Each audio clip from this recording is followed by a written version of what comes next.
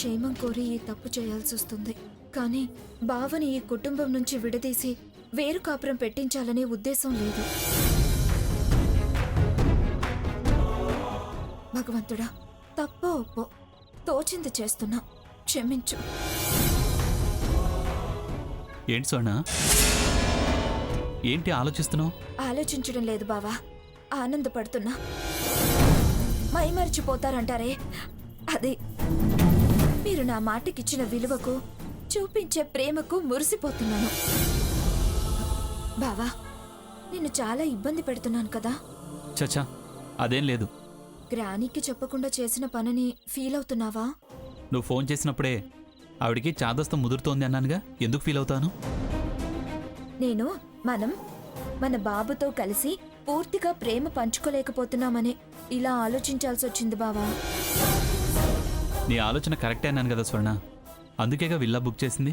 ఒరే కన్నా, మీ నాన్న నీకిచ్చే ఫస్ట్ గిఫ్ట్ రా. స్థిరాస్తిరా, 2 కోట్ల రూపాయల విల్లా. ఈ కుటుంబ చరిత్రలో ఇంత పెద్ద గిఫ్ట్ అందుకున్న వాడివి నువ్వే అవుతావురా. అది ఫస్ట్ గిఫ్టే. నిజంగా నువ్వు బంగారు కొండవిరా. స్వర్ణ, ఏంటి బావా? రేపొద్దునే గ్రానీకో మాట చెప్పనా?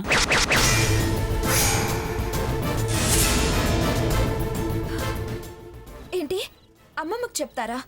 అవును. ఇందాక అందుకే ఫీల్ అవుతున్నారా అని అడిగా. ఏమన్నా గిల్టీగా ఫీల్ అవుతే చెప్పండి, అసలు విల్లానే క్యాన్సిల్ చేద్దాం. స్వర్ణ, లేకపోతే ఏంటి బావా, మంచికి పోతే చెడెదురవుతుంది. రేపేమన్నా అంటుందని బయటపడితే నన్ను బయటేస్తుంది.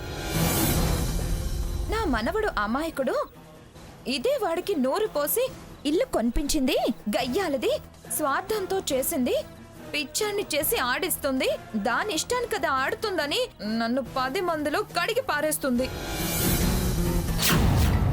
అది నీకు ఓకే అయితే చెప్పు, ఎలాగూ తిట్లకు అలవాటు పడింది అనేగా, పడతాను. మీ మెప్పు మీకుంటుంది, నా తప్పు నా మీద జీవితకాలం ఉండిపోతుంది. మొగుణ్ణి ఎగరేసుకుపోవాలని చూసింది కానీ నా ముందు దాని పప్పులేం ఉడకలేదు అని టముకేస్తుంది. మొత్తం అందరూ నన్ను దుర్మార్గురాలిగా మరో కైకలా చూస్తారు.